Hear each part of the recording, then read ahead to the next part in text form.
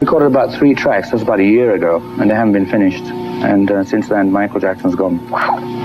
And he's working very hard, and I've had things to do. So we haven't we haven't seen each other for about 3-4 months. And whenever we have time, we'll call each other and get that scene sorted out. And that could possibly be on this new solo album you're talking about? It could be, actually. I'd like it to be. I'd like one of the songs to be on it. I was initially going to be on Thriller. Can you imagine? I blew it. With David Bowie, with Pressure. Nothing. We just went to the studio, did the song, and out it came. It was no big... No, but I mean, wasn't there this whole drama about him taking his name off of it or wanting to not be... No, that was something else. He did sort of like backing vocals on one of my songs that was on the album then. That's not Under Pressure, there's another one. Right. And when it came to being released, I mean, he didn't like what he did. It was like, you know, asshole tells me right at the tail end when the thing's just about to come out. So anyway, that's you know, artistic license. He just didn't like his voice right when it was about to come out. And I said, fine. I said, it's quite easy. All I do is erase his vocal, and out it came. It wasn't like he didn't do a very in-depth vocal at all. It was just a background.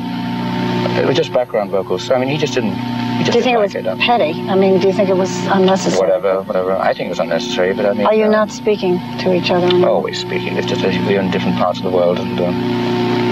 No, I'm not one of those bitchy queens that you like to... No. It's just... No, he's all right. He's okay. How did you happen to work with him in the first... Well, I mean, we were friends from a long time back, and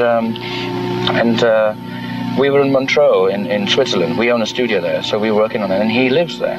He just happened to be there, and he kept coming to the studio, listening to our tracks, and we were jamming to some of his old songs and things. And then one night we were having dinner, and after that we were going back into the studio to carry on with the session. And it just happened. He just said, "Oh, why don't we just fool around and get something started and see what happens?"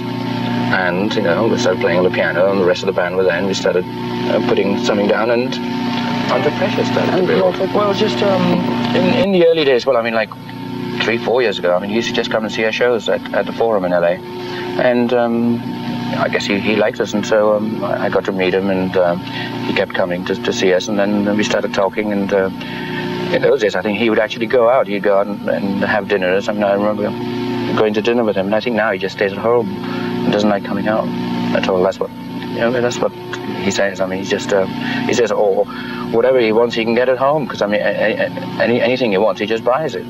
But have you ever talked to him about, I mean, just in terms of being an artist or in terms of a song? Well, I mean,